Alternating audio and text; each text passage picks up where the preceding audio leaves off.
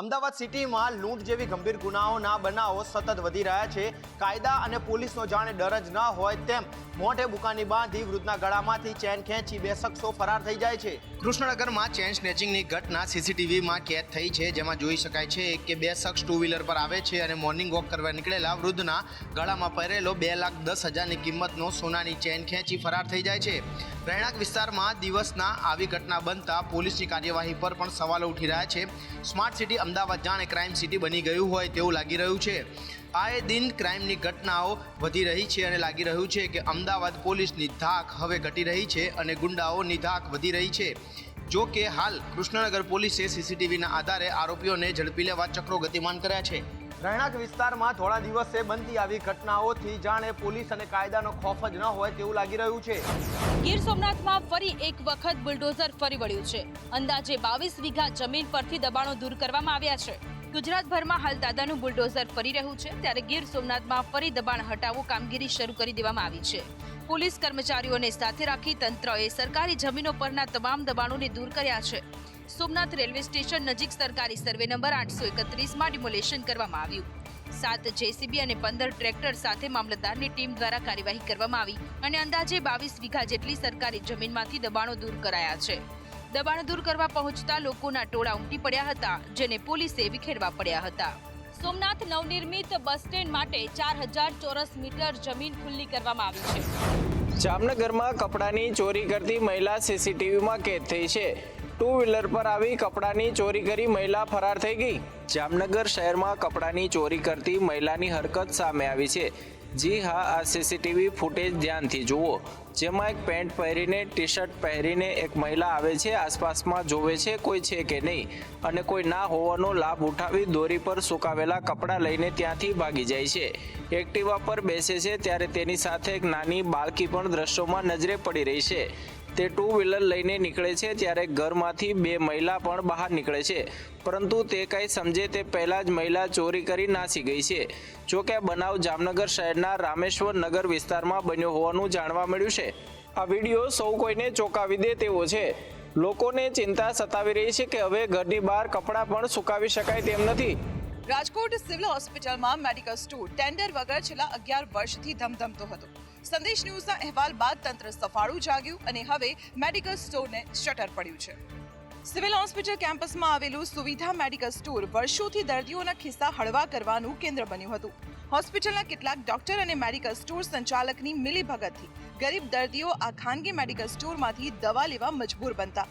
11 વર્ષ સુધી ટેન્ડર વગર ધમધમતું રહ્યું હતું આ મેડિકલ સ્ટોર। આ મેડિકલ સ્ટોર ભાજપના નેતાના ભાઈ ચલાવતા હોવાથી હોસ્પિટલના સંચાલકોએ રોકટોક નહોતી કરી। આરોગ્ય મંત્રીએ પણ સ્ટોર બંધ કરવા સૂચના આપી હતી।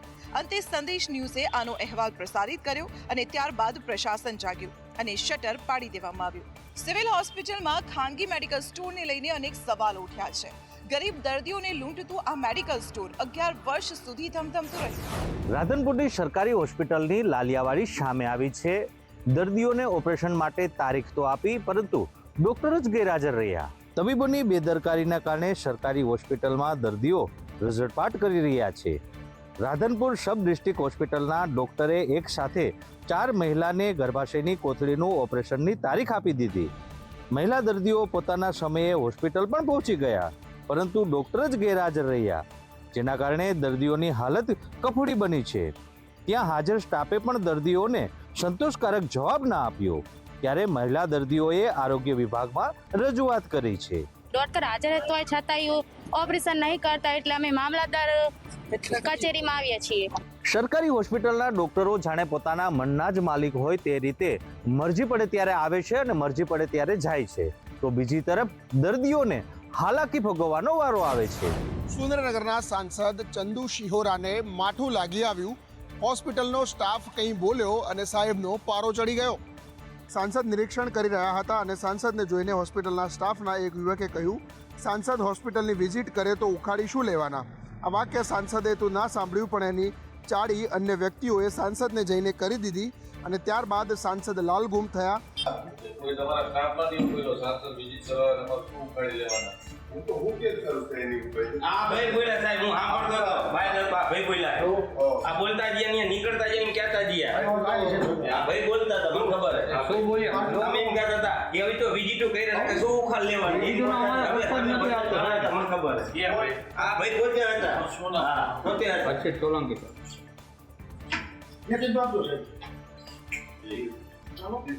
મારી હાજરીમાં ભાઈ આવું બોલે છે તમારે લેવાનું. અને જો આ વાત સાચી હોય તો સરકારી હોસ્પિટલોનો સ્ટાફ સાંસદને પણ ગાંઠતો નથી તો સામાન્ય જનતાની તો શું વાત હોય.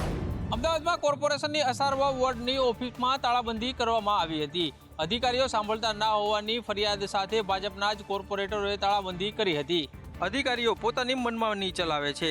આવી વાતો આપણે અનેકવાર નેતાઓના મોઢે સાંભળી ચૂક્યા છીએ. ત્યારે અમદાવાદના અસારવા વિસ્તારમાં અધિકારીઓની મનમાનીના કારણે ભાજપના કોર્પોરેટરોએ તાળાબંધી કરી દીધી છે. અધિકારીઓ ઓફિસે પહોંચતા જ ત્યાં તાળા વાગેલા હતા. અધિકારીઓએ કોર્પોરેટરોને સવાલ કરતા તેમણે જવાબ આપ્યો કે અનેકવાર ગટરની તકલીફ સાથે જ ગઈકાલે એક રોડની કામગીરી દરમિયાન સ્થાનિકને કરંટ લાગ્યો હતો અને આ રજૂઆત કરવા છતાં તેનો નિકાલ આવતો નથી. જોકે અધિકારીઓએ વાતને ધ્યાને લઈ કામ કરવાની બાંહેધરી આપતા મામલો થાળે પડ્યો હતો. તો સમગ્ર મામલે એએમસીના ભાજપના પક્ષના નેતા દ્વારા કોર્પોરેટર અને અધિકારીઓને બોલાવી તેમની પાસેથી સમગ્ર વિવાદ કેમ સર્જાયો તેને લઈને ખુલાસો માંગવામાં આવ્યો હતો. વડોદરામાં શાળા શરૂ કરવાની માંગ સાથે વિરોધ કરવામાં આવ્યો હતો. વિદ્યાર્થીઓ અને વાલીઓ પ્રદર્શન કરવા માટે બેનરો લઈને શાળાએ પહોંચ્યા. વડોદરામાં 8 મહિના પહેલા શાળાનો ભાગ ધરાશયી થયો ત્યારે પાલિકાએ નોટિસ આપી શાળા બંધ કરાવી. સ્ટેબિલિટી રિપોર્ટ ન આવતા શાળા છેલ્લા 8 મહિનાથી બંધ હાલતમાં છે. શાળા બંધ હોવાથી 2000 વિદ્યાર્થીઓ અન્ય શાળામાં ભણવા મજબૂર બન્યા છે. અન્ય શાળાઓ દૂર પડતા વિદ્યાર્થીઓની સાથે વાલીઓને પણ હાલાકી પડી રહી છે. 2000 વિદ્યાર્થીઓની સાથે 120 શિક્ષકો પણ મુસીબતમાં છે. શિક્ષકોનું કહેવું છે કે શિક્ષકોએ પણ આંદોલન કરવું પડે તે દુઃખની વાત છે. શાળાના ટ્રસ્ટીઓએ જવાબ ન આપતા વાલીઓ રોષે ભરાયા હતા અને તાત્કાલિક શાળા શરૂ કરવામાં આવે તેવી માંગ કરવામાં આવી. વડોદરાની એમએસ યુનિવર્સિટી ફરી એકવાર વિવાદમાં આવી છે. પ્રાધ્યાપકોએ વિદ્યાર્થીઓને અપમાનિત કરતા હોબાળો મચાવ્યો. વડોદરાની એમએસ યુનિવર્સિટીમાં વિદ્યાર્થીઓએ હોબાળો મચાવ્યો હતો. પૂર્વ એફઆર અને બીજા વિદ્યાર્થીઓએ ડીનને રજૂઆત કરી છે કે આજે એમકોમ બિલ્ડિંગ પર 4 વિદ્યાર્થી અને 1 વિદ્યાર્થીની પરીક્ષા આપી રહ્યા હતા ત્યારે એક મહિલા અધ્યાપકે પરીક્ષાની 15 મિનિટ બાકી હોવા છતાં ગેરરીતિનો ખોટો આરોપ મૂકીને તેમની ઉત્તરવહીઓ ખેંચી લીધી હતી. આ પૈકીના એક વિદ્યાર્થી માટે અધ્યાપકે જાતિ વિષયક ઉચ્ચારણો પણ કર્યા હતા. વિદ્યાર્થીને કહ્યું હતું કે તારે તો નીચે બેસીને પરીક્ષા આપવી જોઈએ. આ અધ્યાપકે અગાઉ પણ બીજા વિદ્યાર્થીઓ સાથે ખરાબ વર્તન કર્યું હોવાનું વિદ્યાર્થીઓ કહી રહ્યા છે, જેને લઈ વિદ્યાર્થીઓ રોષે ભરાયા અને વિરોધ કર્યો. વિદ્યાર્થીઓએ ડીનની ઓફિસમાં પહોંચી હોબાળો મચાવતા ડીને વિદ્યાર્થીઓની વાત સાંભળી તપાસની ખાતરી આપી હતી. ગુજરાતમાં નવી શિક્ષણ નીતિ વચ્ચે હવે નવા શૈક્ષણિક વર્ષમાં કોર્સ બદલાશે, જેમાં કુલ 14 પુસ્તકો રદ કરી નવો કોર્સ લાગુ કરવામાં આવશે. આગામી શૈક્ષણિક વર્ષ 2025-26 થી ગુજરાત બોર્ડ હેઠળની સ્કૂલોમાં ધોરણ 1 થી ધોરણ 8માં વિવિધ વિષયોમાં કોર્સ બદલાશે. કુલ 14 નવા પુસ્તકો અભ્યાસક્રમમાં લેવાના રહેશે. ગુજરાતી, ગણિત અને વિજ્ઞાન સહિતના વિવિધ વિષયોના પુસ્તકો તમામ માધ્યમોમાં બદલાશે. જ્યારે ધોરણ 12માં અર્થશાસ્ત્ર વિષયનું નવું પુસ્તક આવશે. સંસ્કૃત માધ્યમના સૌથી વધુ 6 પુસ્તકો નવા તૈયાર કરાયા છે. તો ધોરણ 1 અને 8માં ગુજરાતીનું નવું પુસ્તક આવશે. ગુજરાત રાજ્ય શાળા પાઠ્યપુસ્તક મંડળે પુસ્તકોને અપડેટ કરવાનો નિર્ણય લીધો છે, જેમાં લાખોની સંખ્યામાં પુસ્તકોની નવી પ્રિન્ટ કાઢવામાં આવશે અને તેને સ્કૂલોમાં મોકલવામાં આવશે.